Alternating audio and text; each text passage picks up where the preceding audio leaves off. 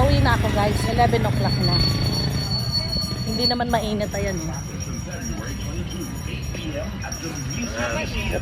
Kaya para ma-save ko yung 30 pesos ko, maglalakad ako. At saka kinapalan ko naman yung sunscreen ko.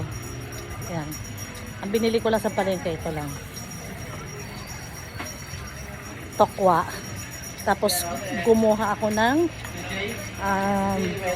scrap meat sa kumare ko. Buti may natira pa. Yung marami, nabigay na daw yun. Naunahan daw ako. Naunahan daw ako ng ilang hakbang lang. So, ito na. Naglalakad na tayo sa kahabaan ng Liberty Street. Yan.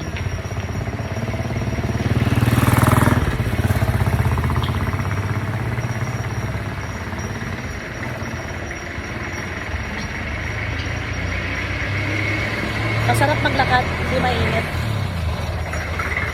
Yan. Kasi kagabi, hindi kami nakapag-workout ni Jason. Dahil umulan. Kasi may bagyo. Buti na lang hindi dito naglandfall sa Metro Manila ang bagyo. Di ko aware kung saan saan bumagsak. Itong barbershop, yung barbershop na yan, gusto ko rin magkaroon ng ganyan kasi wala kang lugi dyan eh, gunting lang at saka ilaw ang mo dyan eh, puhunan mo. Pero ang kadalasan lang din na problema ang naririnig ko, yung barbero nagluloko. Pag kung kailan ang malakas ang shop mo, saka naman a-absent. Tapos mamaya absent papasok, tapos maya malaman mo hindi na papasok.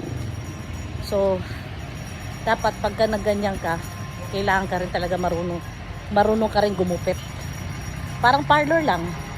Pag nagtayo ka ng parlor, salon, kailangan may ideya ka rin mag-manicure, pedicure, mag-gupit, mag-plancha, kasi pag nawala ka ng beautician, hindi magsasara ang salon mo. Yan yung mga yan ang magandang mga negosyo na walang kalugian kasi ang chemical, Cutex, at ano pang mga gamit sa parlor, hindi naman nabubulok yan. Di ba? So, sana magkaroon ako ng gym ko na barbershop. Yan, matagal ko na gusto talaga yung barbershop at saka tindahan ng dog food at saka tawag ito, bigasan. Yan yung gusto ko, bigasan na may dog food na poultry product na pagkain at saka barbershop. Yan yung gusto kong hanap buhay.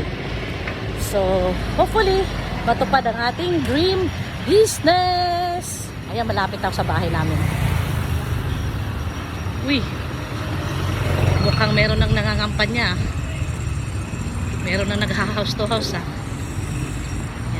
traffic. So this is it for today.